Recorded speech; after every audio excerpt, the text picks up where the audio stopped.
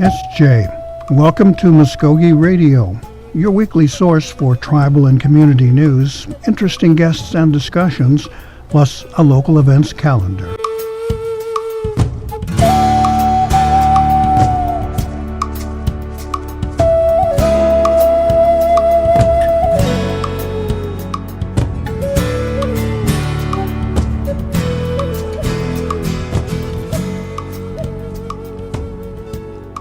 Esche, Estongo, Gary Fife, Jaho, Jeff Gados, Mvskoke Radio, Mabu Hedgedowedskis.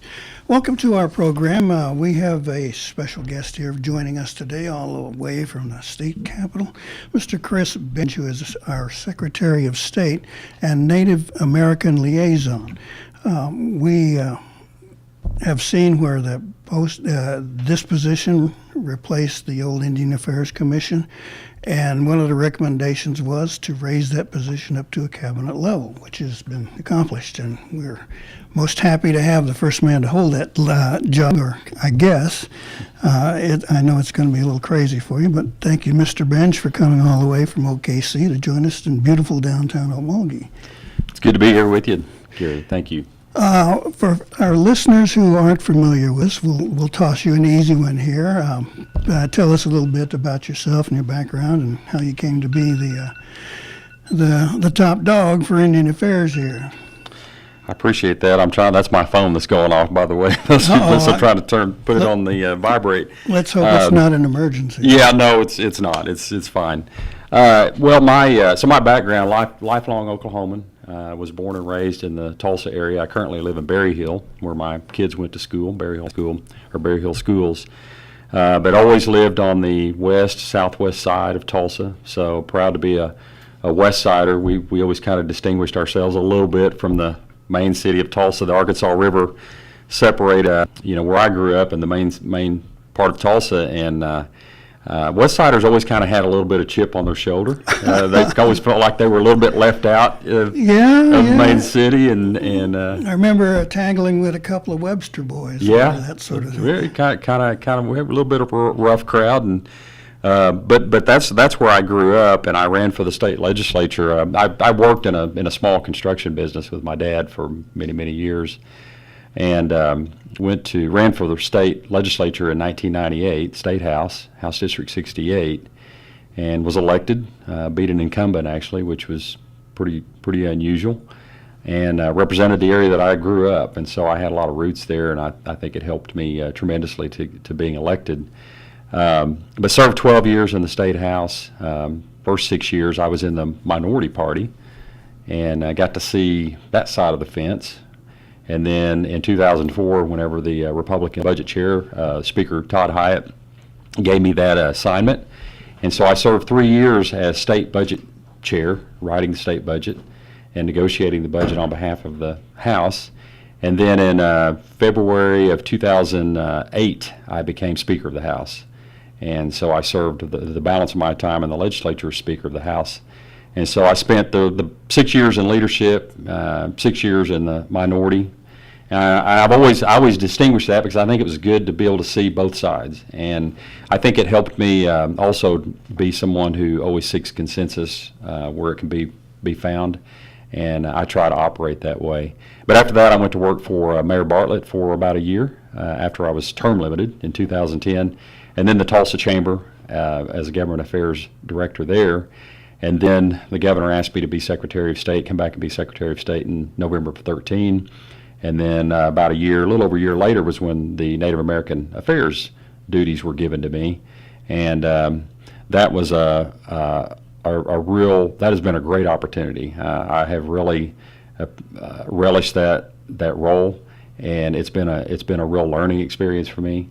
And it's also been something I think is just good work. And you mentioned the fact that it's by residing with the Secretary of State, it's cabinet level. So I interact with the governor on a regular basis, meet with her on a regular basis, and so I get the opportunity to share with her things I'm seeing in the Indian country, and get feedback from her.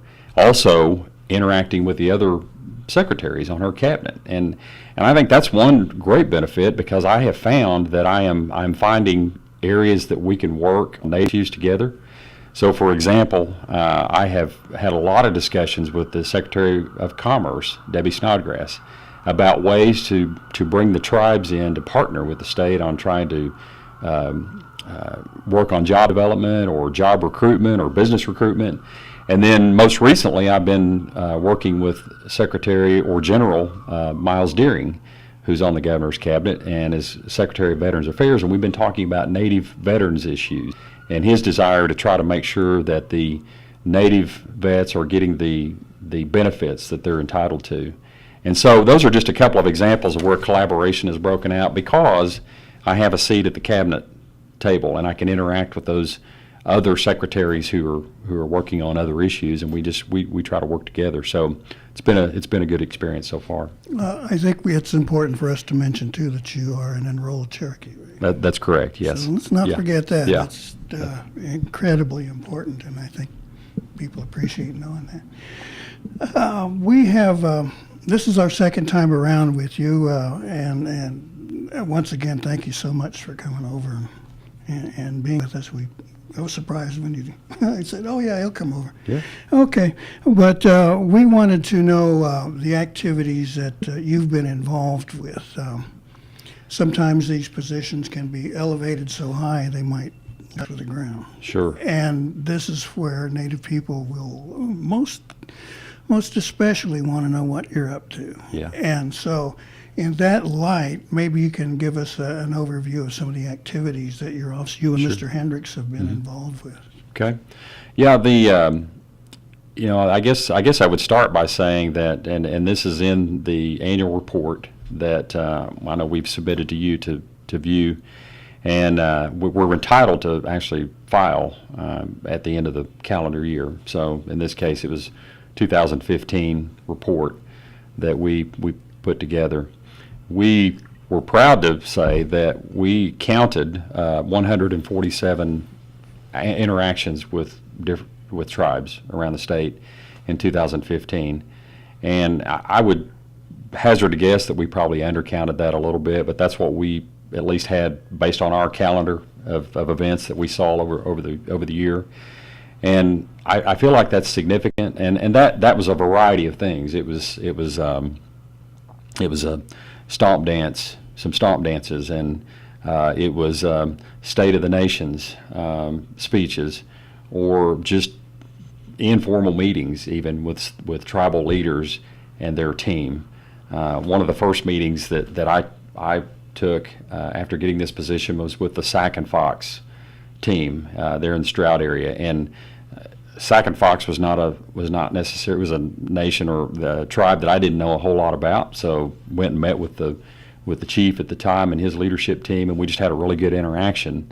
But it's been a variety of those kind of meetings, even more formal, where Brian Hendricks, my deputy that you mentioned, he's chairing a working group, and I always have to write it down, the Southern Plains Child Protection Team. Where it takes him to the southwestern part of the state to talk about child protection issues.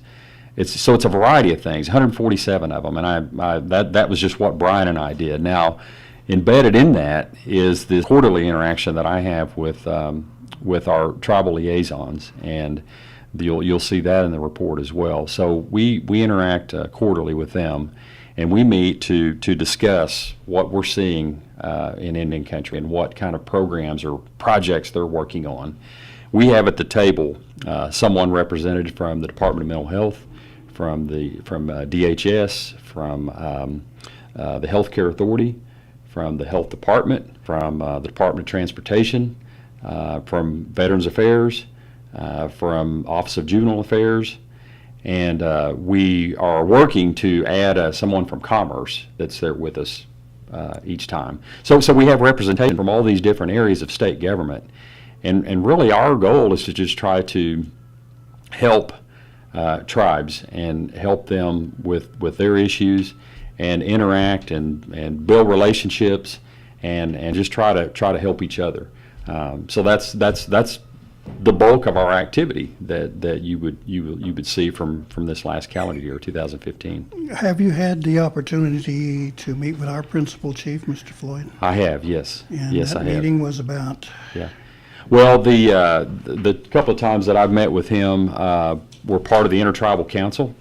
So we're the five civilized tribes, or the five big tribes. I call them the five bigs. They meet once a quarter, and so some of those meetings that I've had with him have been, within the Intertribal Council settings. We've had an initial get-to-know-you meeting with him and Governor Fallon not long after he was elected. He came down and met with her. And, our discussion usually revolves around a lot of health care, which would make sense considering the chief's background and really considering how important health care is to the Indian country. And we talk a lot about health care and how to try to work to improve the health care systems in the tribes. While we're on that subject, our own health department is undergoing a struggle with its budget and a massive deficit it had to deal with. Were there any specific proposals kicked around about that subject? I don't recall that specifically coming sure. up, but yeah. But we talked about, he was very excited to talk about the Okemah hospital or health facility. Yeah. I guess it's a health facility might be the better term for it, but that's of course coming out of the ground and will be completed soon. And they're a little bit about the Okmulgee Hospital and just just trying to inform us on what their focus is and of course being able to deliver health services to the citizens of the Creek Nation. I can tell you we're very paramount to the chief. It was very apparent. Okay. As we looked at your report, I was, really impressed with the amount of material that was there. It answered a lot of questions that I had on my list, quite frankly. So we saw names, we saw departmental connections, we saw people who we could actually call up if we had to, or arrange a meeting or something like that. I saw that as a wonderful step taken by the state to provide that information, to not leave us in the dark about so many things. I thought it was, quite frankly, refreshing when you deal with a governmental agency that may or may not provide us as much information as we saw there. I'm sure you know what I mean. Mm-hmm. Sure. Now, what was the initiative behind that? The previous report was not quite as informative, and this one, answered questions. So Sure. How'd that happen? It's probably born out of my philosophy on governing. And when I was Speaker of the House, I tried to empower people around me. And I think that you build a team. In any organization I've ever been a part of, I always believe in building a team and finding good, qualified, talented people and using their talents and their strengths. And so I approached the report the same way. I realized that this tribal liaison group existed. And I wasn't sure how active they had been, but I knew that they brought great value to the table. And I wanted to interact with them, and I wanted to know what they were working on. And so we made this effort to, as I mentioned, we had these quarterly meetings with them, and I was blown away by how much work they were doing with Native Americans. And so when it came time to do the report, we kind of decentralized the process where I asked each of the liaisons to give us a summary of what you've done over the last year. And put that down, write that down, and let's try to incorporate all that into the report.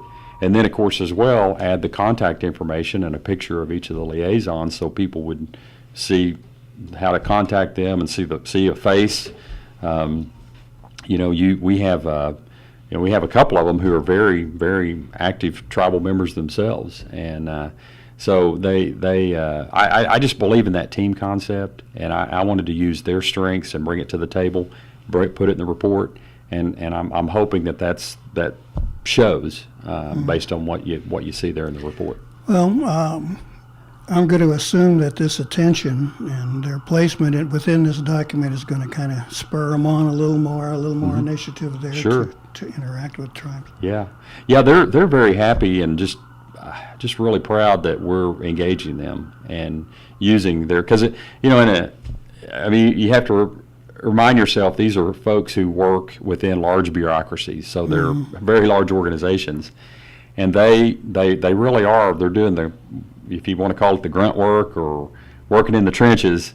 They're working, interacting with the tribes every day, and for them to get an opportunity to kind of tell their story a little bit, I mean, they were ecstatic about that. So I think it will. I think you're right. I think it'll encourage them to even work harder. With this team now more visible and yourself now assuming the task and with your deputy assistant, Mr. Hendricks, we have been looking to see if there are like any announcements or anything coming out of that office, and it's been a little quiet. We haven't really seen anything. That doesn't mean it wasn't happening, but we just didn't see it. So have there really been any projects or legislative activities that have come out of this relationship with the folks there? The legislative initiatives, we haven't had anything come out of the office, so to speak, and I'm trying to put it in the context of what you're asking. I do think that we have monitored the legislation that's filed by other legislators that deal with tribes, and we're always there to engage if we need to in one way or another. And I can use a couple of examples. The Indian Arts Bill that I think you mentioned wanted to discuss at some point. The Intertribal Council of the 5 tribes I mentioned earlier supported that, and they contacted us and made us aware and asked us if we can do whatever we can to help spur that along. And then, of course, when it came to the governor's desk, I had expressed to her that there was support with the 5 tribes, 5 civilized tribes, and so it was that was ultimately signed into law. The other one that was actually more of a in a defensive mode was this this bill that would have affected gaming, the sports. Where you play. I'm trying to think of the DraftKings and FanDuel. Fantasy sports. Fantasy sports. Thank you. I couldn't think of the term, Gary. That was very concerning to all the tribes, and they came to us and just asked us to intervene, and we did. We discussed with the legislators the sensitivity that the tribes had about that, about fantasy sports. And also even mentioned, there's a real possibility that the exclusivity fees from the gaming agreement would be affected tremendously, which that's education funding. And so we got engaged that way on behalf of the tribes on these particular legislative measures. But nothing has. I can't say anything has been initiated out of the office on a say a legislative policy initiative. Sure. It's probably become more of a connecting the dots. When I sit back and look at what our duties have evolved into, it's a lot of connecting the dots and a lot of encouragement. I have really stuck to a couple of talking points as I get out and about, and that's collaboration and respect. And so, one, show respect for tribal communities and their history and their culture, and then two, try to find ways to collaborate. And that has really led us down the road of talking a lot about healthcare, talking a lot about education, talking a lot about job development, and now veterans issues and transportation issues. A lot of those things have surfaced as far as what we end up, I guess, initiating as in an action item form, which I think is kind of where you're getting at, is what kind of action items have come out of this. And sure. Would there be any of those action items be on the horizon? I think I think at this point, I think our we're searching for ways to collaborate, work together. I don't have a legislative initiative to bring to the table, other than to try and communicate with other legislators, tribal and non-tribal. And by the way, we have 40 probably new members that will be elected this year in the legislature. I think there's an education process that we also partake in, because we want them to know what we're doing and what the state's doing with tribal governments. And so I think it's a lot of education, a lot of communication, a lot of connecting the dots, and trying to work to help further all of our causes. How would you describe that relationship with the legislature? Oklahoma's famous for being quite conservative. Mm-hmm. And in the past, there are legislators who weren't really up to speed on the relationship between Native American people and the federal governments, and how that affects their position in relationship with the state. I mean, the education system just doesn't teach that, and we'll get to that in a minute, not the land rush in particular. But how would you describe that relationship? Are they asking more questions? Are they coming to you with more ideas? Is there any hostility perhaps still remaining within some of that discussion? I think the best way to answer that would be that it's probably been about 10 years ago, a Native American caucus was started. And I have to give a lot of credit to Representative Lisa Billy, who had the idea of starting that caucus. And so that caucus has grown. It started small, but it's grown over time to where you have, I don't know how many, but they had several legislators who were in the Native American caucus. And what they did, program-wise, if you want to call it, is they met once a month there in the Capitol during session, so that real issues that had surfaced related to Native Americans was discussed in those meetings. I think that has gone a long way to educating the legislature at large about Native issues.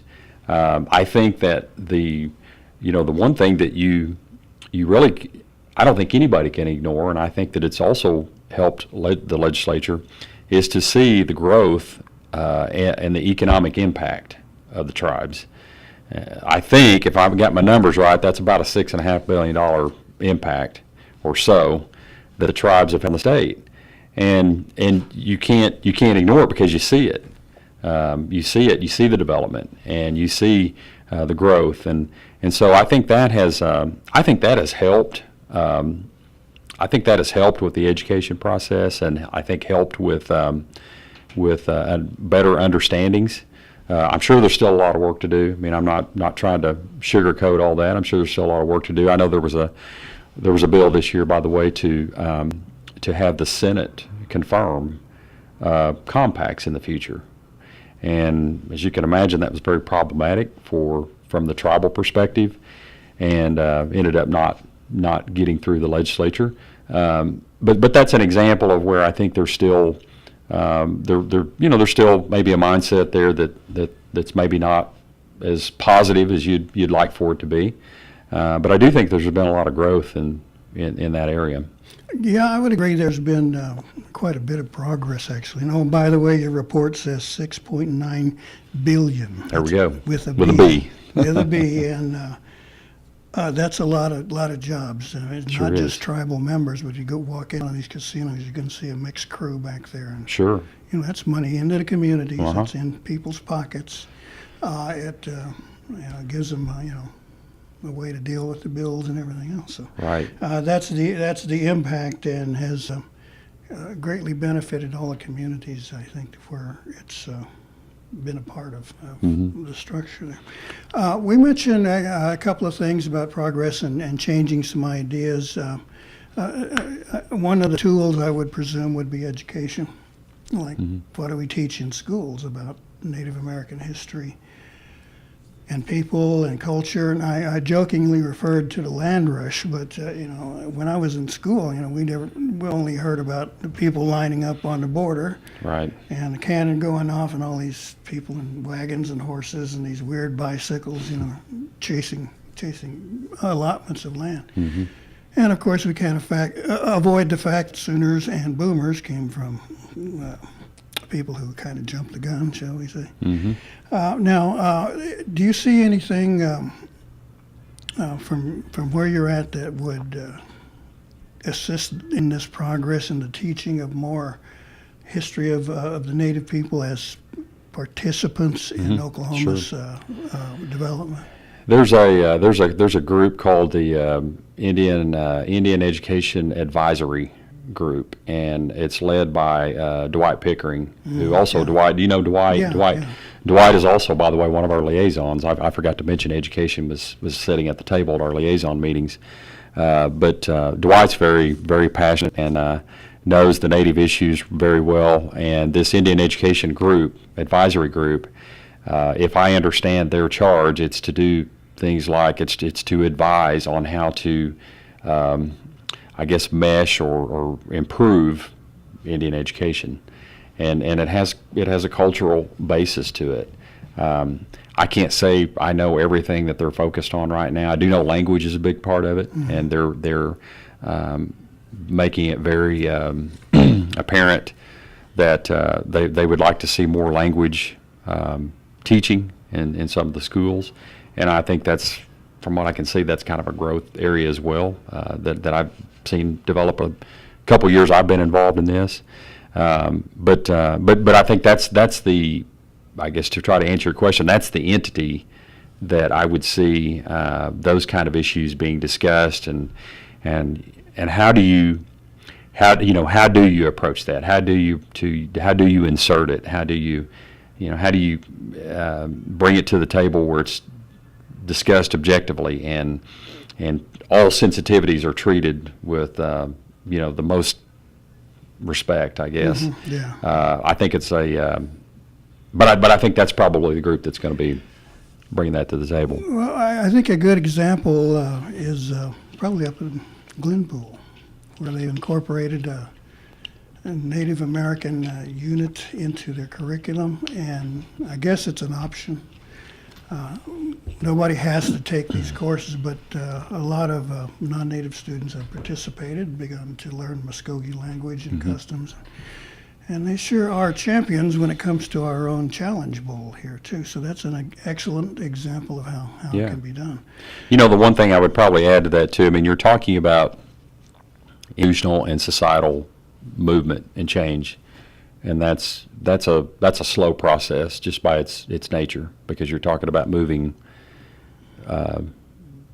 thousands, if not millions, of thoughts and the way people have thought for a long, long time, and so that's a slow move by its nature. It's a tough one. I think that in Oklahoma, gosh darn it. Huge percentage of people have Native blood, whether they're enrolled or not. They will have Native blood, and bring it up in case there's an argument. And think, oh well, I'm 132nd, whatever. And my mind is, well, you're 31, 32nd, something else. And, right. And I always thought it was because there were no reservations in Oklahoma, excluding that Osage section that's held in for its minerals, pretty much. And so the relationship between non-Native and Native people hasn't been as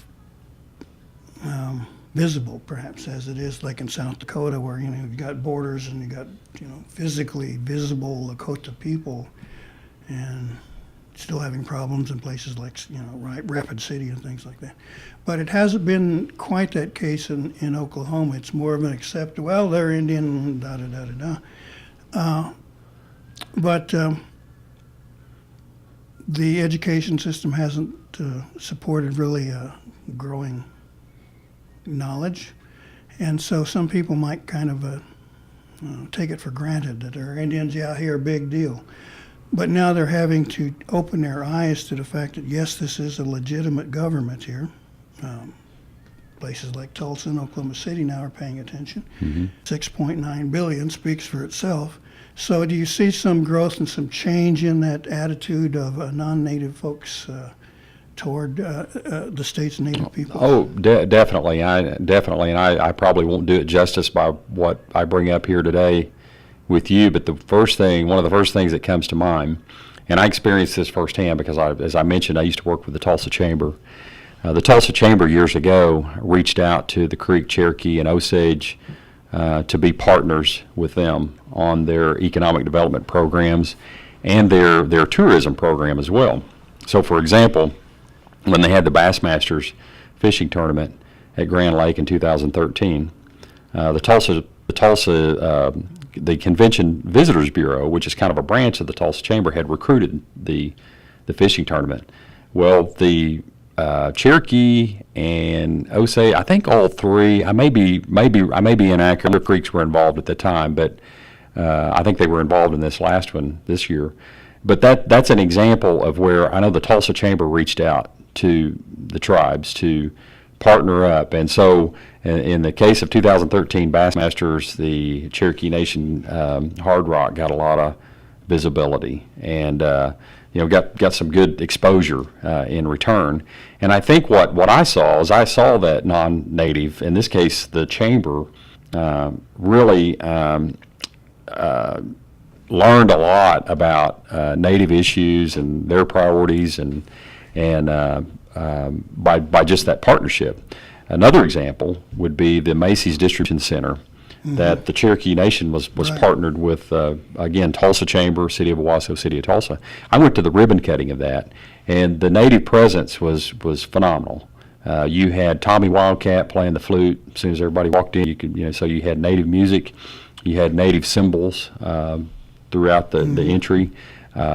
Chief Baker and his team and many other Cherokees were there to be prominently, to be visible. The CEO of Macy's, you could tell, he spoke with great pride about this partnership with the tribe. And so I think with that, I think you're seeing these non-natives see, I think they're growing in their appreciation for the culture and the heritage, and then trying to deal with the history best we can. And that's a challenge.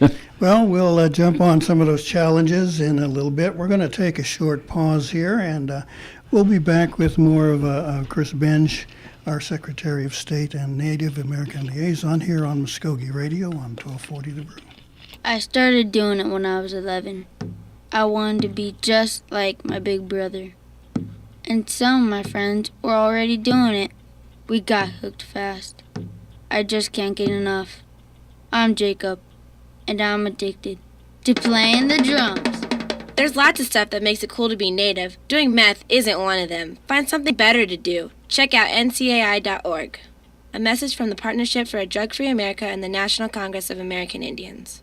Hear that? That's the sound of Hope being killed by meth. Methamphetamine use is causing huge problems in our community. Hear that? That's the sound of something you can do about it. Events like rodeo, res ball, and family time can help keep kids away from meth. Talk to your kids. Keep our culture alive. A message from the Partnership for a Drug-Free America and the National Congress of American Indians. Learn more at ncai.org. Who am I? Am I native? I don't want people assuming things because I'm Indian. I just want to be me. But how do I live in two worlds? Some guys just check out by doing meth. But that ain't for me. Because I see my family, my friends, my drum making, my future. There are a lot of cool things about being who I am. And meth isn't one of them. Learn more at ncai.org. A message from the Partnership for a Drug-Free America and the National Congress of American Indians. Okay, we're back here on Mvskoke Radio, and sitting in the studio is our Secretary of State and Native American Liaison, Chris Benge. So far, we've been kind of talking about things coming out of your office or the state to the tribes. Now, what have you been hearing from the tribes? What's on their minds, and how have they been reacting to some of the developments that have been happening since you've been in your office there? I think when I get out and about, those conversations turn to, as I mentioned earlier, a lot of health care and a lot of education issues. They number one, they want to be respected, and they want us to acknowledge and appreciate the culture. And so we've tried really hard to do that when we're out and about. But they. So I guess we've had conversations about the federal government comes up obviously on a regular basis, and Bureau of Indian Affairs, I have found out, is not the most popular organization in tribal circles. Oh, that's the easy one to say. Yeah. That's the easy one to come up with. Yeah, and so so we listen. Some of those things we can affect, some of them we can't. But we hear the desire to be respected. Here's what's interesting about it to me is that you find that there's people are people, and when you get right down to it, we all have the same basic desires and needs. We want to be able to educate our kids. We want to be able to provide for our families. We want to be able to live healthy lives, and it seems like that dominates most of our conversations, as in what I hear from the tribes. And I know child welfare is huge. So we interact on that front a lot. As I mentioned, Brian Hendrickson, one of the reasons that I hired him is because he had a lot of background in those areas, child welfare and victim services, that he worked when he was with the District Attorney's Council. And so you hear those kind of things from the tribes.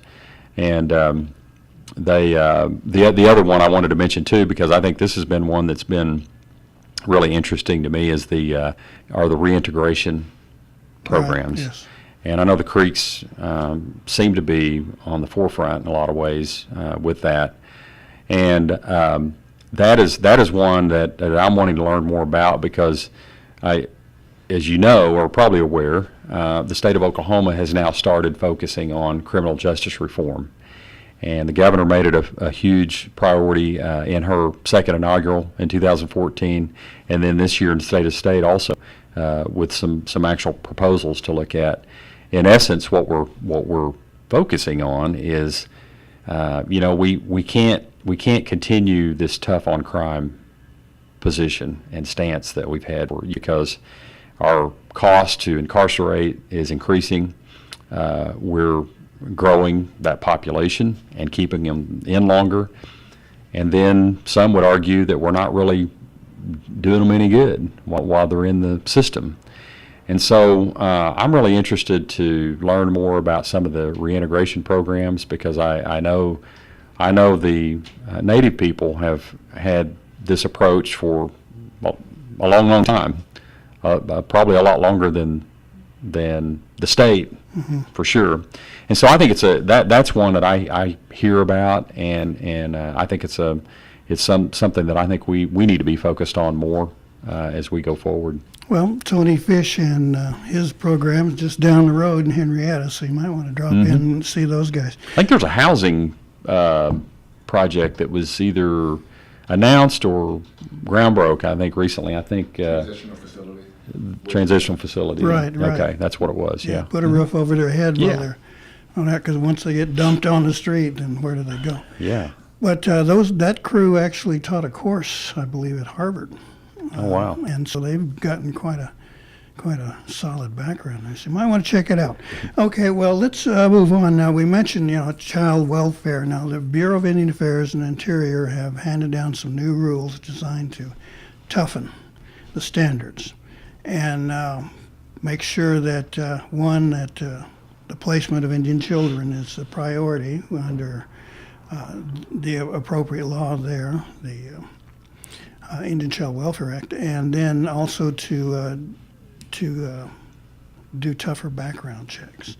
Now, with the large numbers of Native American kids that are in state custody, will your office be looking at that issue? Is there something there that you're going to be developing? I know this is kind of new to you, not exactly your end of the road there, but what do you see there? Well, it has to be a priority. It has to be. I think there has to be an awareness of how sensitive it is to Native Americans, and that is something that's definitely hit me and struck me, and I've learned as I've taken on this role. Brian Hendricks, by the way, knows as much more about it, and always stresses, that this is maybe the most sensitive area for Native people.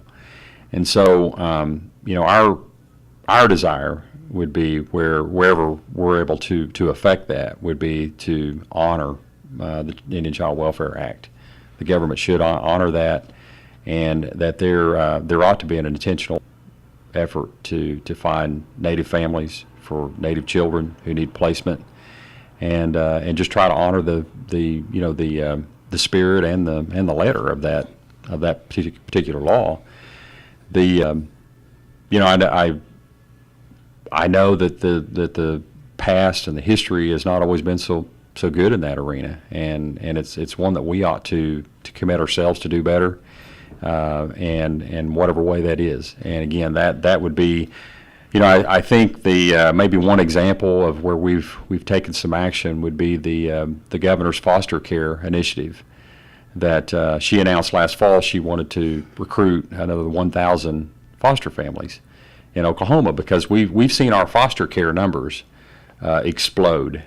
It's almost doubled in just a few short years, and it's also associated with this Pinnacle plan that, I don't know if you followed this or not, Gary, but the state of Oklahoma was sued a few years ago over their foster care, or their care of children in general, and had to commit to improve those systems of care, and that's called the Pinnacle Plan. It's required a lot of resources, a lot of extra money that has gone into DHS.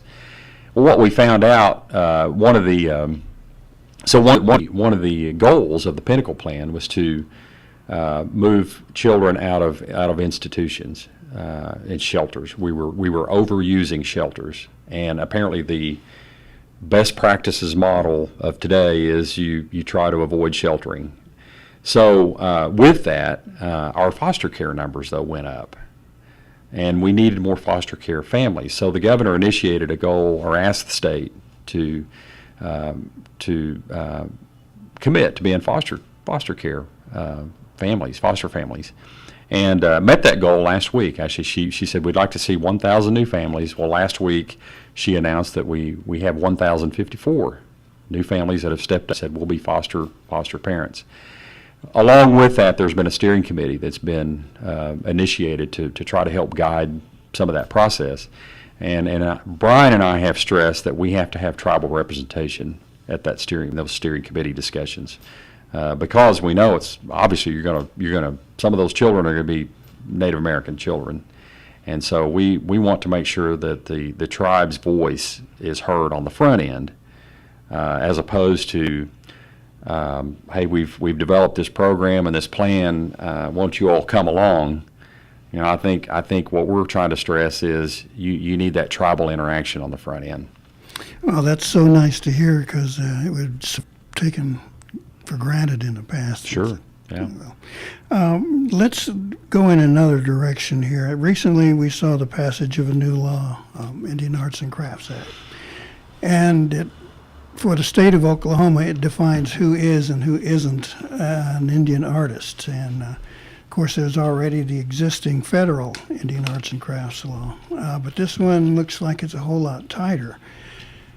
And it has strong backing from many tribal representatives and groups and other people, but it still runs through my mind, though, that there are going to be some people cut out and won't have the opportunity to sell their materials. For the Mvskoke people in particular, I would say probably the Uchis, who are not a federally recognized tribe, but closely associated with the Mvskoke Nation, but quite independent when it comes to expressing their pride. And they might not be able to enter these art shows or a contest or things like that, or even perhaps a gallery, and saying this is Indian art. So, what's happening there? Will the state kind of weigh in on it? What are your thoughts? I think the state will try to stay out of it as much as possible, to be honest with you, Gary. Yeah. I think it's, and I say that I'm laughing, but in all seriousness, I think it's one of those issues where, and I've discussed this with tribal leaders as I get out and about. I will tell them, I'll say, we can be as involved in your business as you want us to be, or not. We're fine to not be involved in your business, because we understand, sovereignty means a lot. It means everything to tribal communities. And I don't in any way want to ever appear that the state is trying to, get involved in tribal business. And I think this is one of those issues where I listen to the dialogue. And by the way, it always means a lot when the five big tribes say we support something or we're opposed to something. We obviously listen. I mean, we listen to all the tribes, but when the five big tribes come together and sign on the dotted line and say we support the Indian Arts bill, it certainly gets our attention. And the best we could tell is the process. And here's the way I kind of look at it: is I try to measure how much support there is in the tribal community. And what I shared with the governor was, I said, from what I can tell, the vast majority of our tribes in Oklahoma are supporting this, or people are. As far as I can tell, I said I've heard from a couple of detractors, but I said it seems to be a very tiny minority. And so really we kind of based the measurement of kind of the political support out in Native country in determining to sign that bill. So when you ask that question, how involved the state wants to be, I don't think it's a fight we want to wade into if it becomes a real issue. Unless the tribes come to us and say, we need to tweak this a little bit. Now, if that happens, we'll obviously try to accommodate something like that, but we sure don't want to get in the middle of a battle between tribes. Yeah, I see potential there for a real mess when you talk about tribes' citizenship laws. Yeah. Like who is a member of our tribe and who isn't. And blood quantums. I mean, that's quicksand. Yeah, absolutely. It really is, yeah. And I think the tribes would be very offended if we try to weigh in on some of those kind of things. Mm-hmm. Yeah. Well, as a Cherokee person, the Cherokee Nation and Cherokee people have always been kind of a perennial target of some of the, let's call them scam artists and fakes, frauds. People say, oh, well, I'm XX Cherokee and from East Bohunk, wherever. And, I'm just as Indian as anyone else, and they're really not. Sure, So yeah. Was this kind of a reaction to that sort of thing? That's right. To me, from what I hear, it was just people who were representing themselves as Native American, but they weren't. They didn't have the I guess the documentation to prove it. I mean, in essence, that's what they weren't enrolled, which Yeah. is part of the language of the new law. Yeah. The one thing I would say that maybe is a positive here is apparently the interest in Indian art and culture is growing so much that it also caused the tribes to want to take this action, which overall is a good thing. If more and more people are interested in Indian art and Indian culture, that kind of says something to the let's say the brand. I'm going to use a modern term and say the brand of tribal culture and art is becoming very appealing to people. We had chatted briefly about the American Indian Cultural Center and Museum in Oklahoma City. Last we saw, there seemed to be a way out of the morass. Some people in the city of Oklahoma City, of course, the Chickasaw Nation and the state were finding a solution.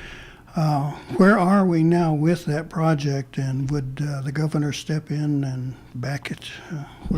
She's been very supportive, by the way, even in trying to get that last authorization, the $25 million that the state put forth. She was very vocal in her support and has been supportive through the whole process to see the project completed.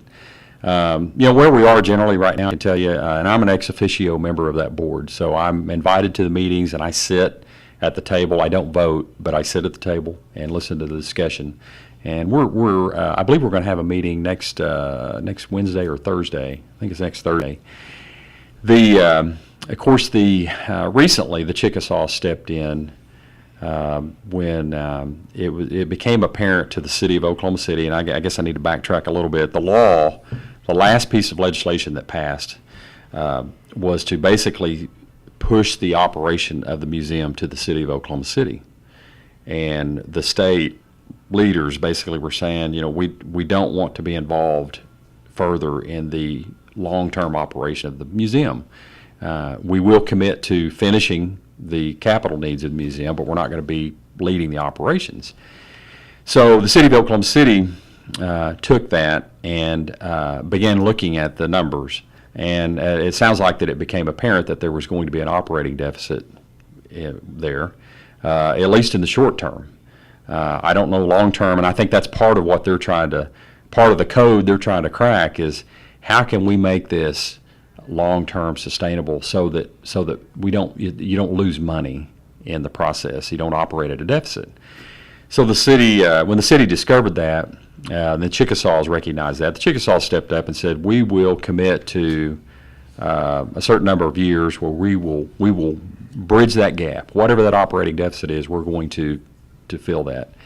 And that's where the conversation has been for the last several months. The last meeting I attended, or the last meeting we had, which was a couple of months ago, there were some details that the Chickasaws and the city of Oklahoma City and the state too needed to work out, and I'm hoping that I'm going to hear next week that those issues have been worked out, but we'll have to see. But it seemed to be the tone, as I heard it, I felt was positive. I felt like that the Chickasaws were there to really back up whatever, kind of be the backstop, I guess maybe for lack of a better term, to make sure that it can work, and so Oklahoma City doesn't lose money in the process. And I think that's where, obviously, that's where they're very sensitive. They don't want to lose money in the operation of the facility. But I tell you, it's exciting to think about what that's going to do, the story that's going to be told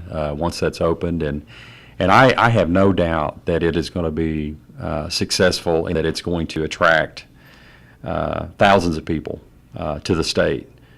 Just to learn about Native culture.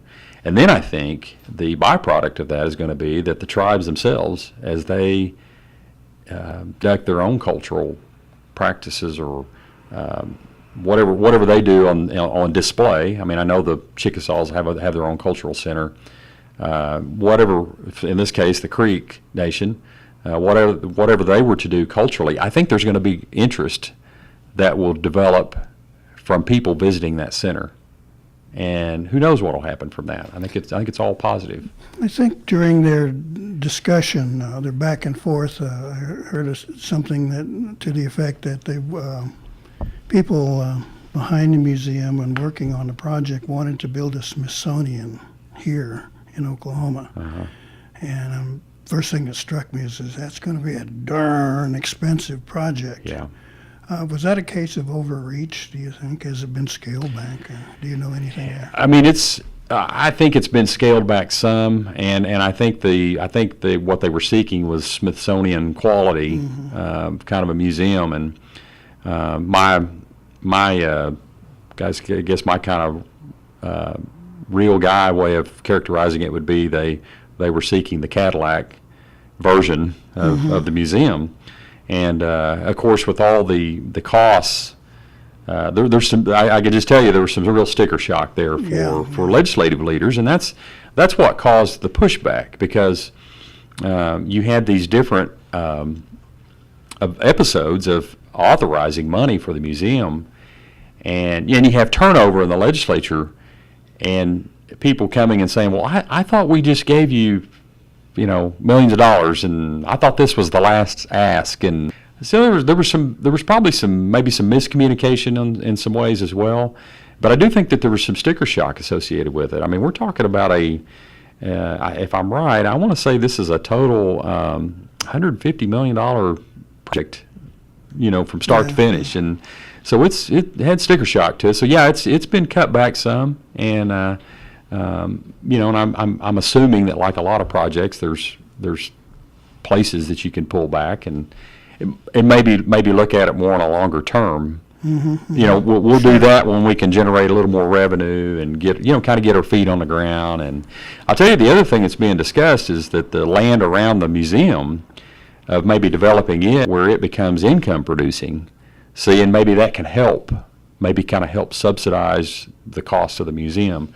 Those are the kind of things that they're talking about right now to try to get that right fit. Well, in the history of a Native economic development, we've seen some big ideas come from places like the Economic Development Administration, the stuff that fell flat on its face. Sure, yeah. I mean, building a nice motel in the middle of nowhere with nothing else to do, Right. is not going to work. So when I saw the other revenue-generating idea, I thought, yeah, that's the way to go. Give some people things to do while Sure. they're there. The one thing I've noticed is that people get excited about building stuff and kind of thinking about the operations and the sustainability of it's almost a little bit of an afterthought sometimes. And so the planners are trying to think about all that up front.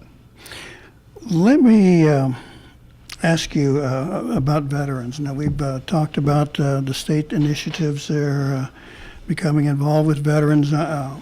We're currently waiting for a housing project to get off the ground from HUD. I think September or so is when it's projected to start putting a roof over people's head.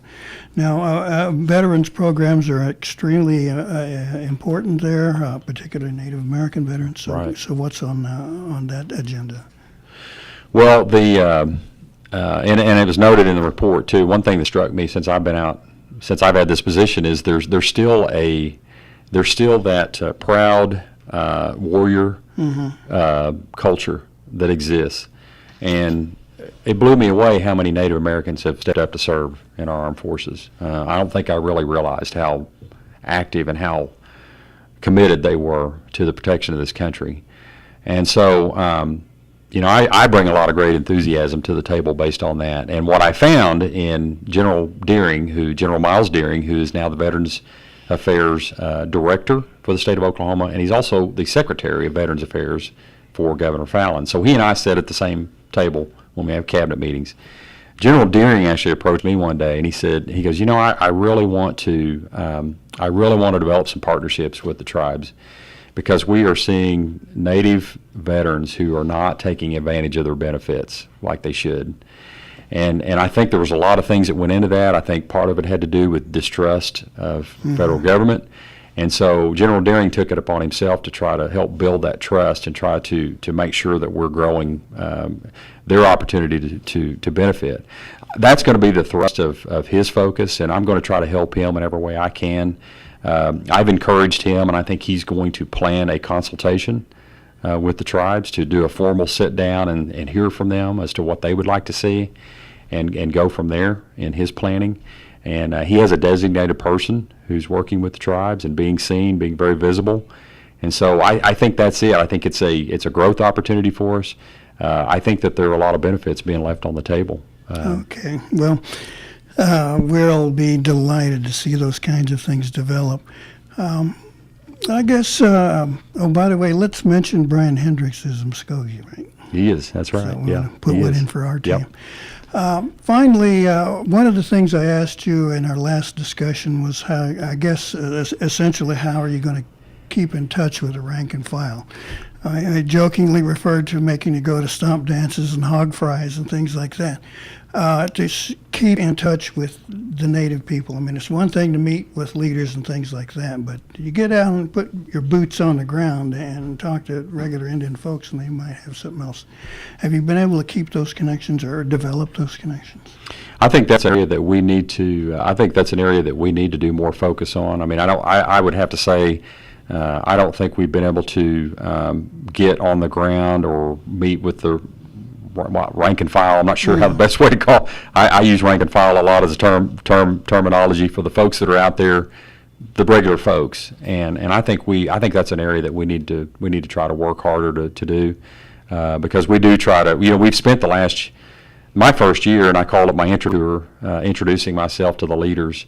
And as I mentioned earlier, we had 147 visits, and that took up just a lot of our time. So we're going to try to be more intentional about that. I do have to compliment Brian on what he does. He is active. He sends me a monthly report, so I see how active he is out there, and I know he is interacting with the regular folks. But I think it's something we ought to try to do better at. Well, could we see you at the Mvskoke Festival next year? If yes, I'd love to. Is this the one in June? Yeah. Yeah. Okay. It was a really good one too. Yeah. We went last year. We did not go this year only because I didn't get a notice, and I probably need to have somebody contact me or have my assistant try to make sure we we get those on the calendar. Well, we're going to have to get Mr. Hendricks. You send me an invitation. Okay, that's good. That's our co-host Darren DeLon, who's Yeah. kind of taking it easy today. We presume then you'll be able to get your teeth around some fry bread and soft. Absolutely, absolutely. In the last minute or so we've got, is there something you'd like to leave with our listeners? Some thought about the job you're facing, something on the horizon, or anything? I think generally I'd like to, and I mentioned earlier, I have 2 points, respect and collaboration, and that's what I talk about when I'm talking to tribal members. And I'm encouraged by the relationship building between the state and the tribes. I think it's something we all ought to be proud of, and I hope that people will look at it positively. I hope that they'll feel free to contact our office if they ever feel like there's something we need to weigh in on. How do they do that? My email is chris.benge@sos.ok.gov, and of course there's a website. You can always any day Google everything. You can Google our office and other contact phone numbers and such will come up. So there's ways to contact me. Okay, thank you, Chris Benge, the Oklahoma's Secretary of State and Native American Liaison. We certainly appreciate you coming down in this weather and spending an hour with us here on Mvskoke Radio. It's Gary 5 Mado Mabo Hedgetska. On the air.